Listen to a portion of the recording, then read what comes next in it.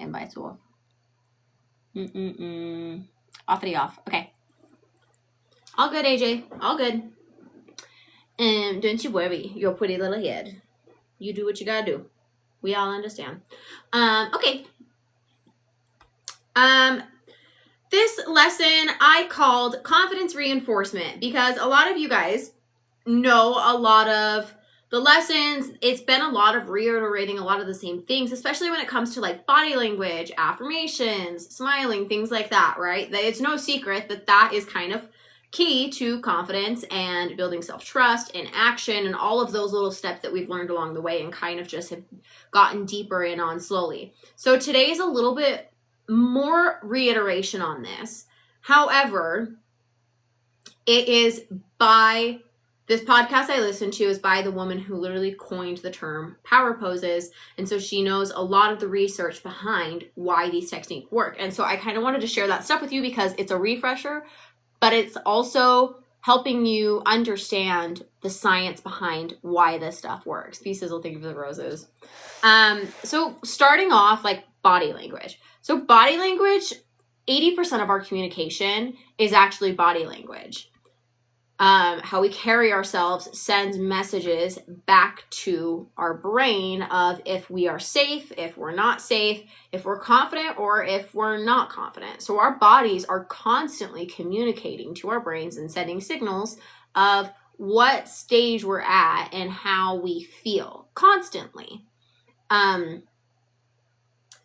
Body-mind feedback is also focused a lot on facial expressions. So what they were talking about is there's a few universal face expressions, and this is what started the idea of starting to develop and figure out all of the other stuff that goes with confidence and how to improve that and how to begin doing studies.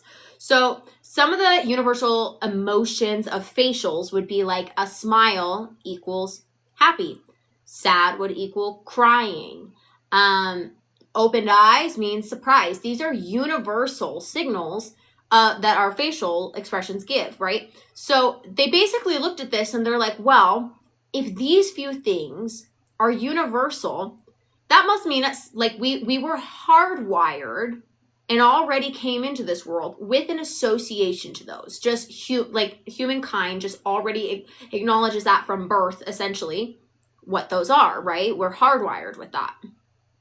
So that's why if we force a smile, it can be used to our advantage. We're hardwired with those things. So that's when they began to conduct a study of holding a pencil between your teeth. That's why I give that example. This is literally a study that they conducted. So the people who had a forced smile like this, all right, they had holding a pencil, does that the whole time. So the people, what they found is that the people who had forced a smile and had the contraction of muscles here, which holding a pencil in your teeth actually automatically does for you, it fakes it. This is where the fake it till you make it, or I like to say practice until you become it, comes from in all of my stuff that I say. Because the contraction of your eyes right here is what makes it a real smile. And that's what our brains recognize as a real smile versus fake smile.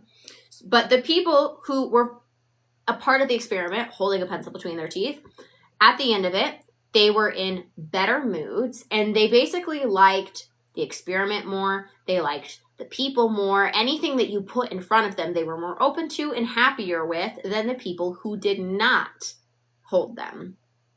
So after conducting this experiment, that's when they then expanded to other universal face expressions and realized the sadness and the crying and all of the other facial expressions and how that could basically create any of that. And then that led into expanding into movement and posture and breathing. And I think breathing, they said, was the very next one after this facial expression thing. So when we are anxious, we breathe very shallowly. We don't take in full deep breaths and we get like, and you start breathing very shallow. An example of this is like when a kid is called on in class to present, right? They tend to get very anxious, right? And so they go up to present and they tend to talk really, really fast, really fast. They go through it very quickly, and their breathing is very shallow. And that's a fight or flight response for us. So we can create a relaxation response for ourselves by learning to breathe slower and more deeply, right? Because what that does is it triggers a nervous system response that has you then speak slower, and it tells yourself basically that you're safe, right? So fully inhaling, not like when you're shortness of breath, you breathe very shallowly, and that's why it's hard to sometimes regain your breath. Say you like ran up and down the stairs a few times and you're like, and then and you automatically feel anxious. And that's something that I've noticed, because when I've been doing stuff all day, going up and down and up and down and up and down, and then I come and I try and like answer interview questions, I start speaking so fast, and it's because I'm not breathing in. So when we can like fully take in the air, our nervous system starts working with us instead of against us. Now, they've also done other experiments into people suffering from major depressive disorders. And did you know that actually when you teach them how to open their body up for even just a couple minutes, and then you have them like fill out a depression scale form afterwards, they are actually less depressed on that scale from opening their body for a few minutes. That's what a power pose comes into play, right? So then that's when we found out, oh, power poses work. How we're holding our bodies constantly works. So it started expanding into all of these other fields that they realized actually works for us. And then they could realize not only does it work for that and our confidence and our depression scale, but when you treat people with PTSD, they'll teach them yoga poses that open it up, and it actually reduces someone's PTSD trauma. So these techniques, they're not just used in social psychology, but they're used in a variety of fields. There's been study of them working in a variety of different fields of so many different areas that you can apply to. So there's so many good things that they can actually do for you. So then they went into, again, going with body language. So I guess human language has only existed, I think, for, they said, 150,000 years. And humans have existed for about 200,000 years. So there was about 50,000 years of evolution for humans where there was no language communication, but only communication by body language. So think about how much then body language, because through human evolution, those things stay ingrained within us. So body language is such a big part of communication to others, but also communication to yourself. And they started using examples of like, so then they posed the question of like, oh, like with animals, like do animals understand body language, or do they have like their own language, so-called, where like hi means hi, right? Or is it just a bunch of noise, essentially? Depends on the animal now. But many animals actually do use body language to communicate. And when they looked at it, they compared like birds to squirrels. So squirrels have a bunch of chirps and birds have chirps, but bird chirps are actually very specific and have much more of a meaning with like a bird call and stuff like that. Compared to squirrel chirps actually have no definite meaning. It's actually more of a body language signal for them. So it's not a formal language, but they get a sense of what's happening, if there's danger, if there's not danger, things like that through the body language. And the sounds kind of just play more into that, which I thought was really interesting. And then she was talking about going into like her TED Talk, which her TED Talk was the second most viewed TikTok ever in like the history of TED Talks, which I think is pretty dang cool. But it was actually all about people with imposter syndrome and those feeling powerless. And the reason that it was the most viewed TikTok is because so many people related to that. So like if you ever feel like maybe you're alone and feeling powerless or feeling that imposter syndrome, realize it's the second most, like it gets like, I think she said it gets 5,000 new views a day, like to this day still, where that many people relate to it, that many people it's being able to help and stuff like that. So then they went into signals and the signals that we give our body. So what she said to do is do an audit of your body right now. How are you holding yourself? And she said when she does this in a room, suddenly she's like, you can hear people suddenly like sitting up, fixing their posture, stuff like that. And she's like, no, don't check, don't move, but analyze this posture you are in right now. You think oftentimes that when you're not the one performing, that your body language doesn't matter. And a lot of the time we think of it as one direction, what our body language says to others. But our body language is always speaking to ourselves, even when nobody's watching. So analyze, what is your default seated position? Is it, arms pulled in, shoulders pulled in, chest dropped? Are your legs crossed? Are your ankles crossed? And she said ankles crossed are even more dangerous than legs crossed. And what she said is you can really see some of these behaviors in athletes. So and I know a lot of you guys out here watch football weekly, right? So watch the losing team versus the winning team. You'll see these big players that are holding their head in their hands, and they look completely defeated when they're losing. When they are just as physically strong as they were 5 minutes ago when it was going well. Little things like that have an effect over your whole body. So now it's affecting the entire play, right? Because they're getting down on themselves. Now they're closing their bodies off and they're not performing the same, right? That simple, it can make that big of a change. And so going into little things, this is a very interesting thing. 40% of people wake up in a fetal position when they sleep, like curled up, right? And I think many of us do that. 40% of people do. It's normal.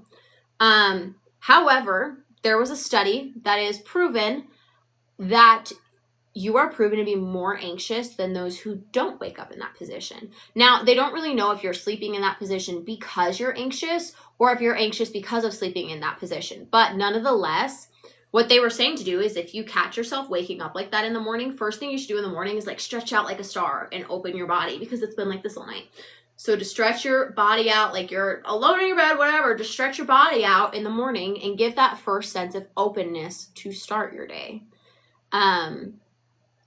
It's about the little things like holding a hand on your hip when you're brushing your teeth in the morning.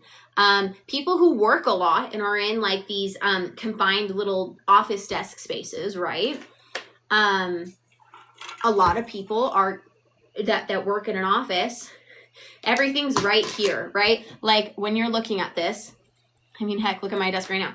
I have this right here. I have my laptop. Everything's right here. I don't really move or I'm like this all day. I'm shrinked up all day. Well, move things a little bit farther away so that you have to open up and reach and get something. Opening your body more throughout the day will help affect things like that by literally just reaching a little bit farther so that you're forced to open your body up more. Look, it's the little things of, again, look at how you sit in your car. Are you up to the wheel like this? Or are you more like laid out and kind of chill and when you drive? Simple things like that. It starts with just noticing how we carry ourselves. Just noticing how we speak, how we breathe. That's the first step. You don't need to think about completing the full task. You got to give yourself the beginning. Just noticing. Because it's just noticing, then everything else starts doing the work for you.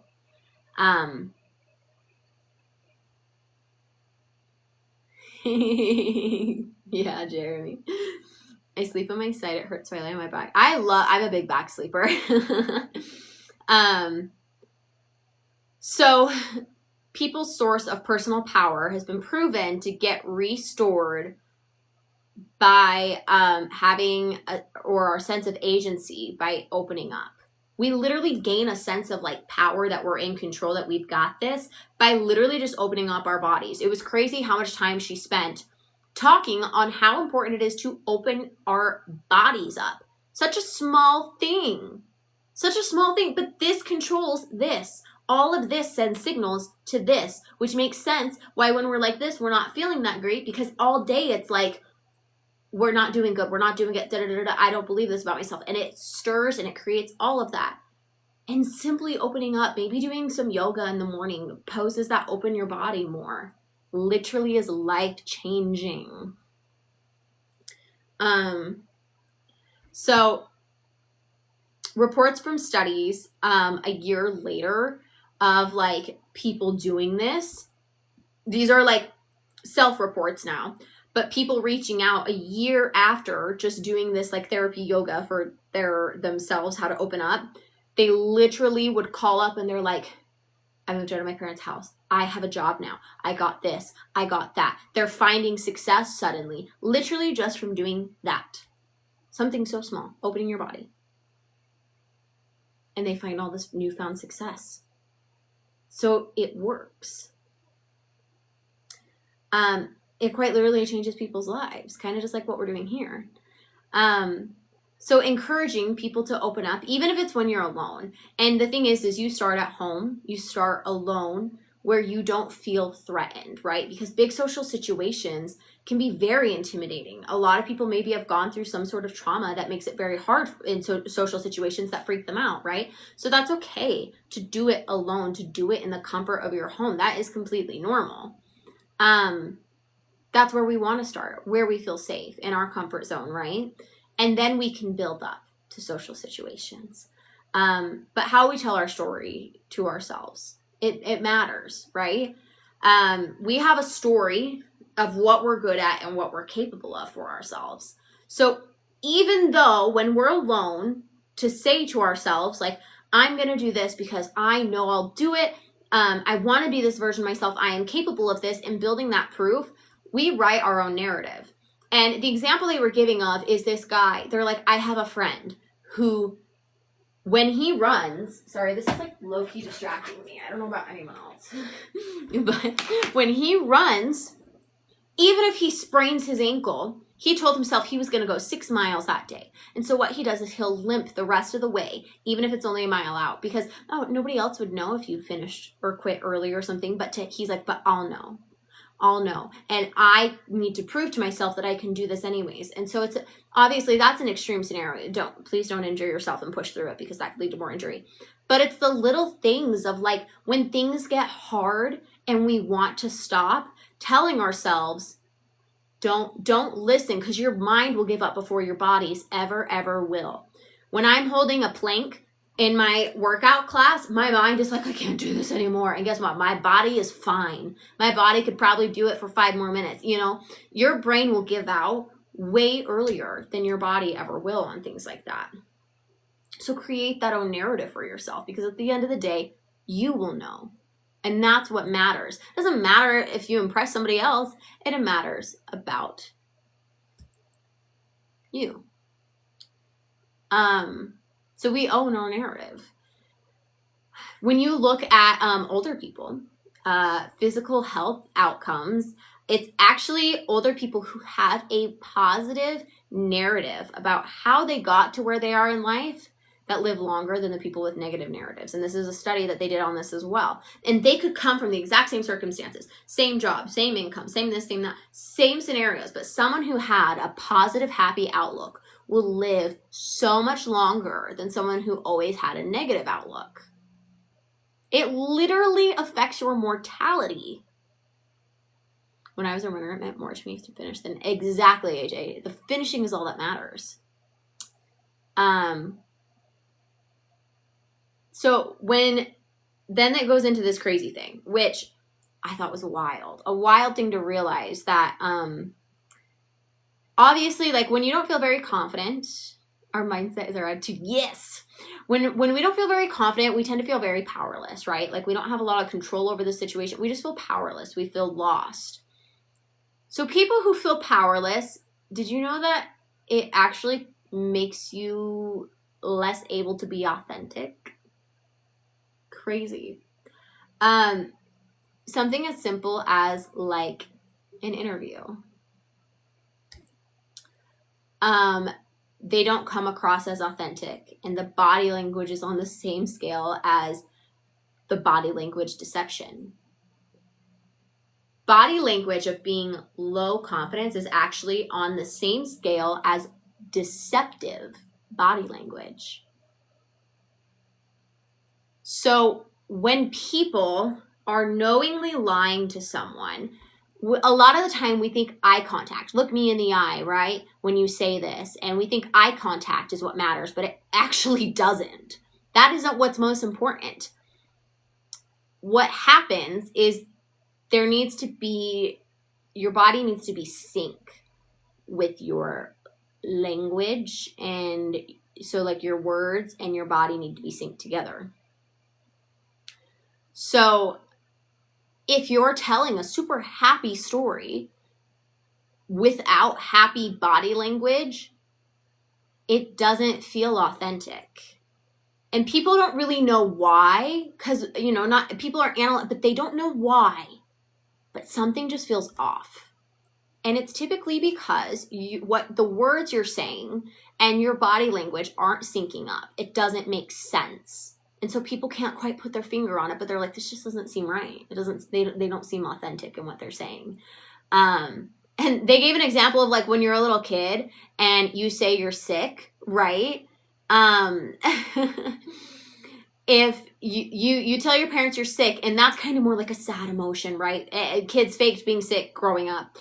And that's more of a sad emotion. And so the kids with their words are trying to convey this story, right? This sadness.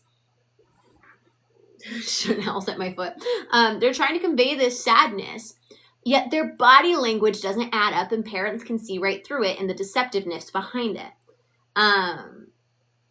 Yes, I do. This is a Hamilton reference of me. So that's not necessarily, obviously, that's not the intention of people that feel powerless.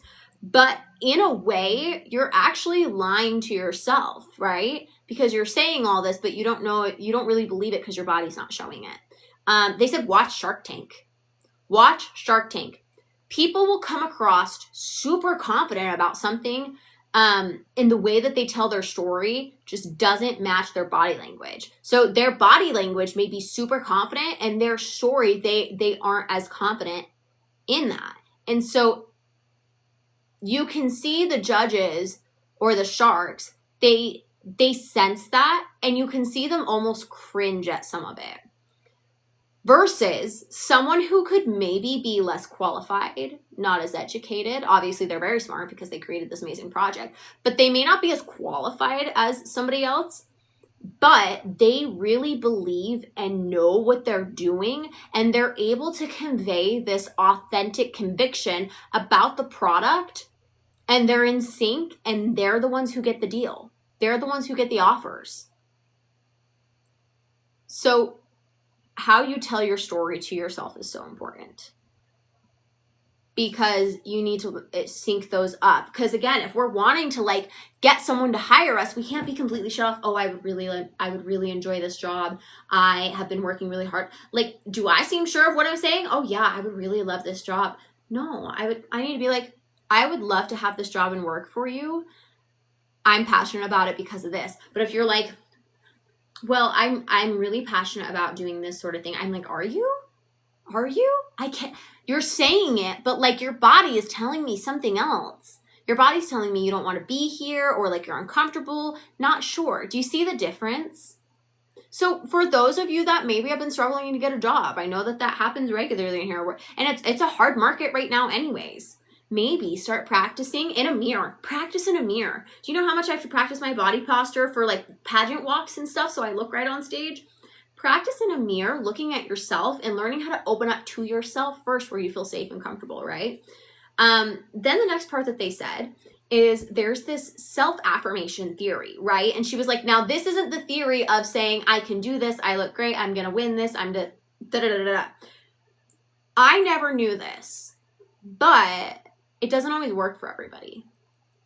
Some people, that version can actually hurt more. Now, some people it works great too. And the thing is it's always going to be uncomfortable at first. So I kind of disagree with the fact that she says some people that doesn't work for. I think it's uncomfortable at first, and I think that people just need to keep working on it because you get through that uncomfortableness where it works for you. Because I've watched that happen. I've watched that happen with my own mom, where she's been able to work through that uncomfortableness, and they work. So I disagree on that spot. But what she did go into, and I've told you guys this many times, right? Have a list of your top 2 to 3 values, right? I always have you guys pick 3 words that best describe yourself. So funny, because this is a thing that dates back, like, as long as I've been in pageants, there's the question of what 3 words would you best use to describe yourself? And I always saw that as a not very important question till I learned how important it is for your confidence. So if positive affirmations actually make you feel worse because you feel like a liar, because that happens with some people, granted, keep telling them to yourself, of course. This is just what they're saying. But those 3 values, it needs to be like, if I took this away, I would no longer be myself. If you took this away from me, I wouldn't be Katie. Now, they have an activity that goes with this. And what they do is they take those 2 to 3 words and they have you rank them.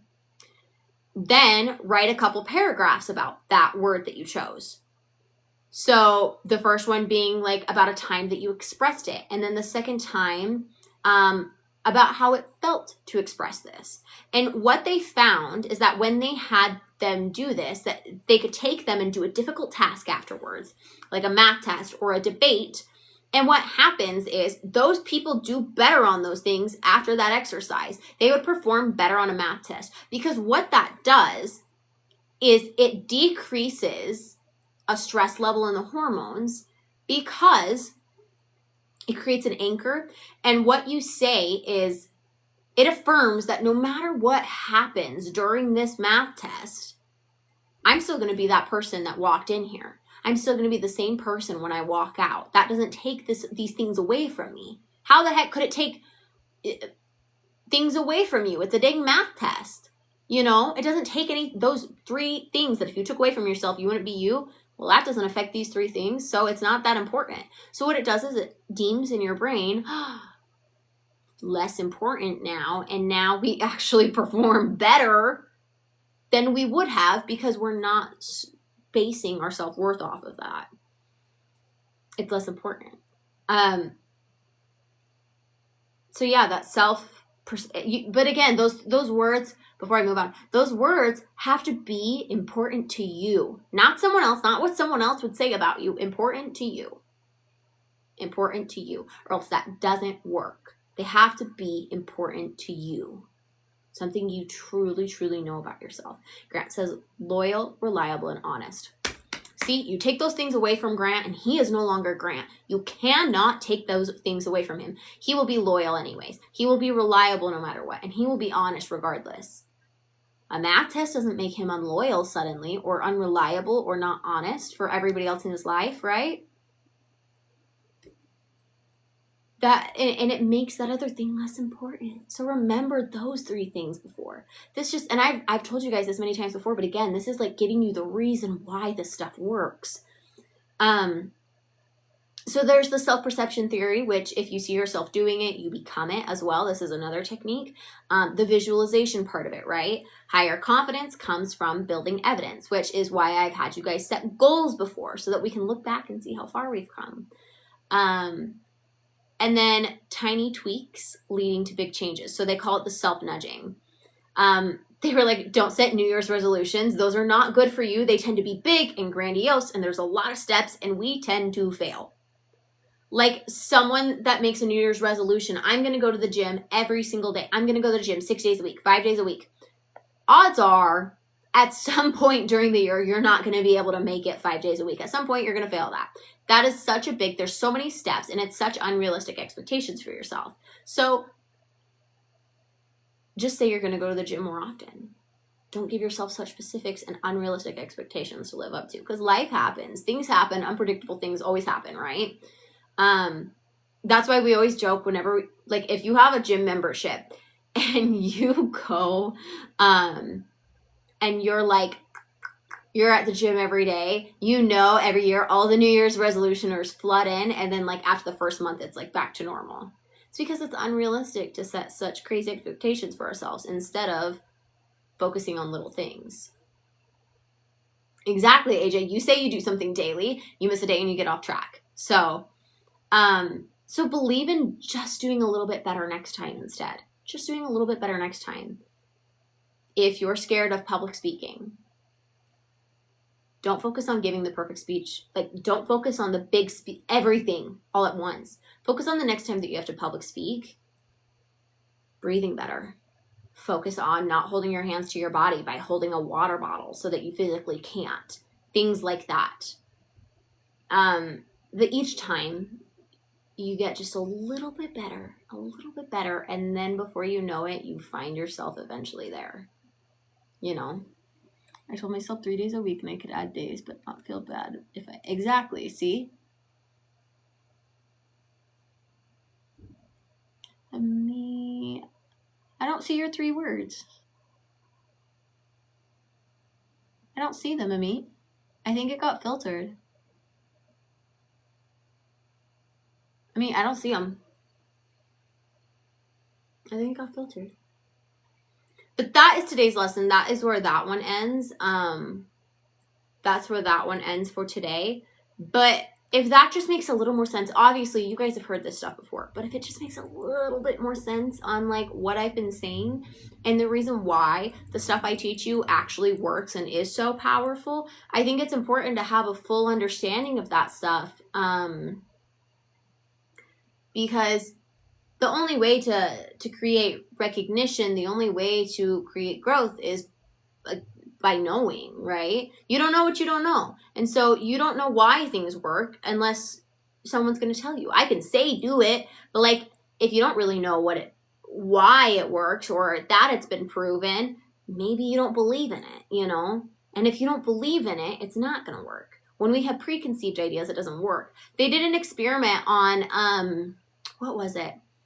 Oh, it was about like that our willpower is limited. We listened to this one not that long ago. But that willpower is like an expandable source. Essentially, you can run out of it. You run out of willpower. And the only people in the experiment that was conducted that ran out of willpower were the ones that believed it was an expendable resource, that you could run out of it. The people who didn't believe that never did. So what you believe, if you believe it works and you understand why it works, it's going to work. But if you don't believe it, it's not going to do it. You already made up your mind, you know? What 3 things do I think about myself? My 3 words, I like to say that I am passionate. I'm very passionate about like all the things I do. It's because I'm passionate, or else I just can't get myself to give it the time of day, which can be a great strength and a great weakness. And then I would say confidence, and I would say consistent. I take a lot of pride in being confident and knowing how to pick myself up even when I'm down, and it's because of these lessons. These lessons are just important for me to learn as they are for you. That's why I listen to these. I listen to them first typically, and then I listen to it a second time while I write these lessons out. So I take a lot of pride in the fact that like I am very confident, and confident doesn't mean that I never don't have insecurities, right? Having an understanding of confidence understands that some days it's going to be like this, it's going to be like this, it's going to go like that. So it's going to be very, very up and down, you know, all the time. Exactly. We will. We absolutely will. Sorry, give me 2 seconds. I'm trying to... I didn't realize that my thing was still open, and now I feel stalked by the outside world. Like, that's funny. But, yeah. Yeah, oh yeah. So that